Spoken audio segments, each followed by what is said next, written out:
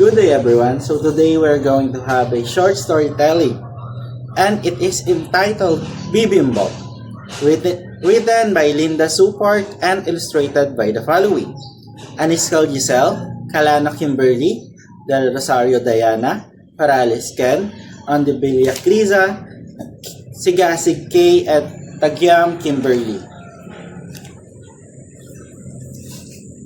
Almost time for supper. Rushing to the store, Mama buys the grocery.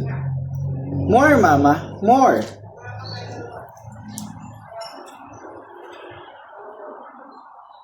Hurry, Mama, hurry.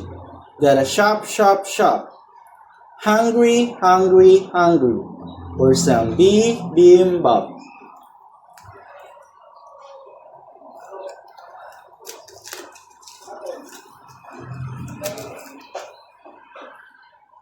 Home and in the kitchen, eggs to stir and fry.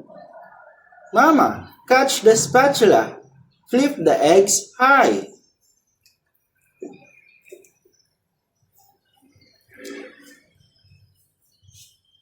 Hurry, Mama, hurry. Gotta flip, flip, flop. Hungry, very hungry. For some bibimbap.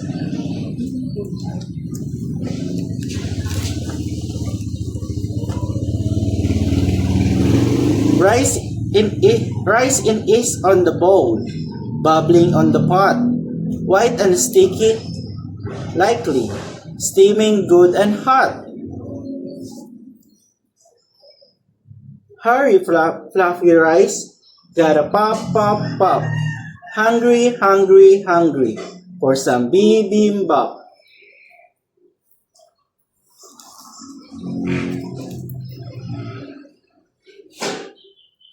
Mama knives is shiny, slicing fast and neat. Garlic and green onions, skinny strip of meat.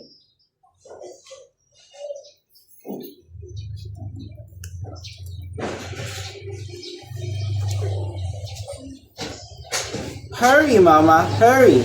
Gotta chop, chop, chop. Hungry, very hungry, for some bibimbap.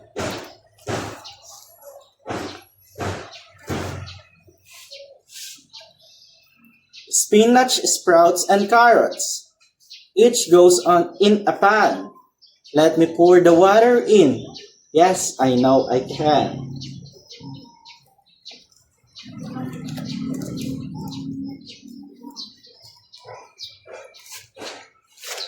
Sorry, Mama, sorry. Gotta mop, mop, mop. Hurry in a hurry for some bibimbap.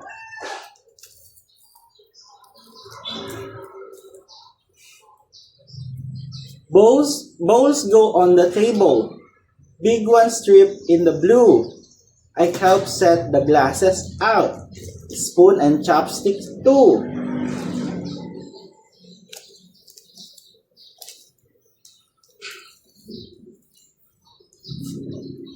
Hurry, family, hurry. Gotta hop, hop, hop. Dinner's on the table and it's bibimbap.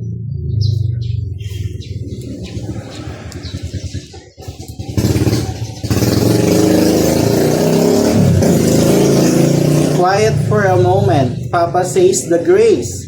Everyone says amen. I smile on every face.